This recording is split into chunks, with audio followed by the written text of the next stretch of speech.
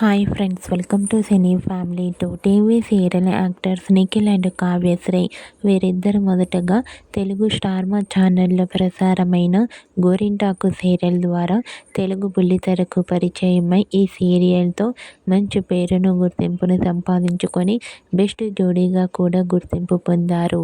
నిఖిల్ కావ్యశ్రీ జోడీకి ఇప్పటికీ చాలామంది అభిమానులున్నారు.